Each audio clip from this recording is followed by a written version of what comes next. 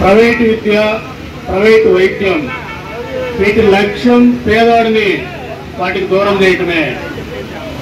మన రాష్ట్రంలో చూసుకుంటే మొన్న కరోనా సమయంలో 14,000 మంది పైగా చనిపోయిన పరిస్థితి. కారణం వైద్యం అందకనే.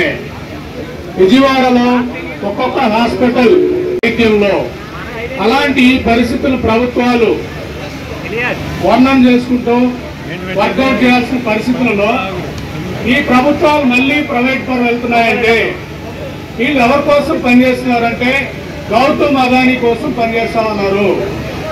గౌతమ్ అదానీ 6,000 కోట్లతో ఏదైతే హాస్పిటల్లోకి ఎంటర్ అవడంతో ఈ గౌతమ్ అదానీ కట్టబెట్టడానికి మొదలుపెట్టిన ఈ మొట్టమొదటి కార్యక్రమమే గవర్నమెంట్ తాలూకా మెడికల్ కాలేజీలను నిర్వహణ చేస్తారన్నట్లు ముందు మొదలుపెట్టి తర్వాత దాన్ని ఇచ్చే విధానం కనపడతా ఉంది. ఇక్కడ నేను ఒక రిపోర్ట్ జనరేట్ చేశా.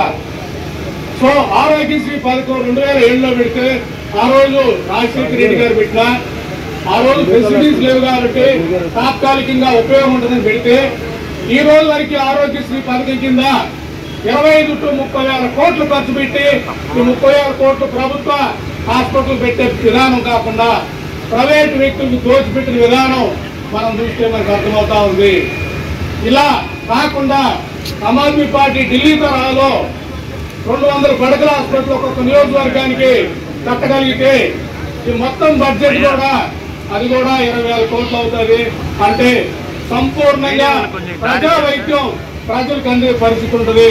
రేపు కరోనా లాంటి ఇంకో కరోనా వచ్చినా కూడా రాష్ట్రంలో ఉన్న ప్రజలందరూ కూడా అవకాశం వచ్చే పరిస్థితి ఉంటుంది. కాబట్టి ఆవేళ ప్రభుత్వం వెళ్లకుండా మళ్ళీ ప్రైవేటు తాలూకు వాళ్ళకి ఇచ్చే విధానం అంటే పేదోడు ఇక్కడ చెప్పాలంటే కులం కాదు.